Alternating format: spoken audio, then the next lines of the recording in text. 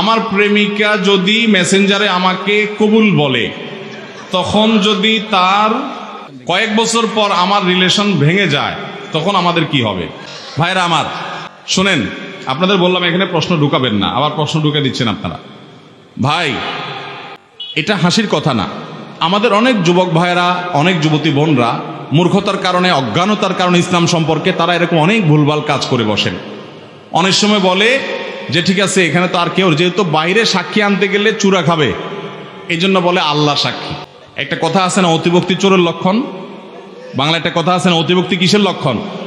এত মানুষ থাকতে তুমি আল্লাহর সাক্ষী বানাই দিচ্ছে। আরে বাবা, কি আল্লাহর ওলি, ডাইরেক্ট আল্লাহর সাক্ষী বানাই ফেলতেছে। এই অতিভক্তিটা লক্ষণ কিসের? চোরের। যে মা বাপ, ভাই বোন, হ্যাঁ, আত্মীয় স্বজন এসে সাক্ষী হবে বিয়েতে, তাদেরকে ডাকলে তো চূড়া খাবে, যেহেতু চোরাইয়ের কাজ করতেছে। এই জন্য সাক্ষী বানায় কারে? আল্লাহকে। এগুলা বিয়ে হবে না, সাক্ষী মানুষকে বানাতে হবে। ঠিক কিভাবে আবার বলে কবুল বলছি, এই কবুল একবার কেন 1000 বার জিকির করলো বিয়ে হবে? এত সহজ না চান্দু। অতএব টেনশন করার কোনো কারণ নাই যে কখন কবুল বলছে না বলছে। হ্যাঁ, যদি দুইজন সাক্ষীর সামনে একজন প্রস্তাব দিচ্ছেন, আরেকজন কবুল থাক বলেন, এবং দুজনই প্রাপ্তবয়স্ক হয়, তাহলে হানাফি মাযহাব অনুযায়ী বিয়ে হয়ে যাবে।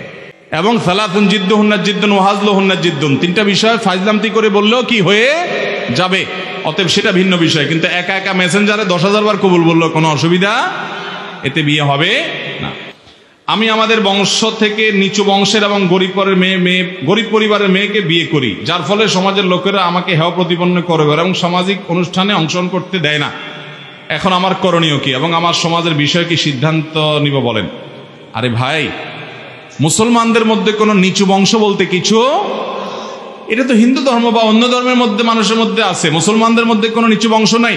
মুসলমান সব এক মর্যাদার। ইন্না আকরামাকুম ইনদাল্লাহি, আল্লাহ বলেছেন ওয়াজআলনাহুম খুশুউবান ওয়া ক্বাবাইলা লিতাআরাফু, বিভিন্ন বংশে বংশে সৃষ্টি করা হয়েছে শুধু চেনার জন্য।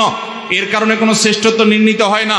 ইন্না আকরামাকুম ইনদাল্লাহি আতকাকুম, তোমাদের মধ্যে যার তাকওয়া বেশি সে আল্লাহর কাছে সবচেয়ে বেশি সম্মানিত।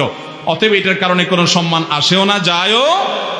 এগুলো যদি কেউ মনে করে তার ভিতরে জাহিলি যুগের গন্ধ আছে, এটাকে নবী সাল্লাল্লাহু আলাইহি সাল্লাম বলেছেন দাউহা ফাইন্নাহা মুনতিনা, এটা জাহিলি যুগের দুর্গন্ধ, যে বংশগত গোত্রগত বিষয় নিয়ে একে অন্যকে তাচ্ছিল্য করবে, হেয় প্রতিপন্ন করবে। আল্লাহ তাআলা এই মূর্খতা থেকে আমাদেরকে বেঁচে থাকার তৌফিক দান করুন।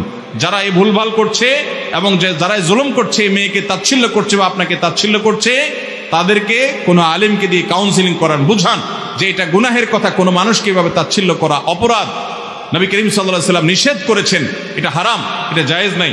মানুষ হিসেবে ইমানদার তারা সবাই আমাদের ভাই, আমাদের বোন, তাদেরকে কোনো নিচু বংশ মনে করাটা মূর্খতা এবং অজ্ঞান।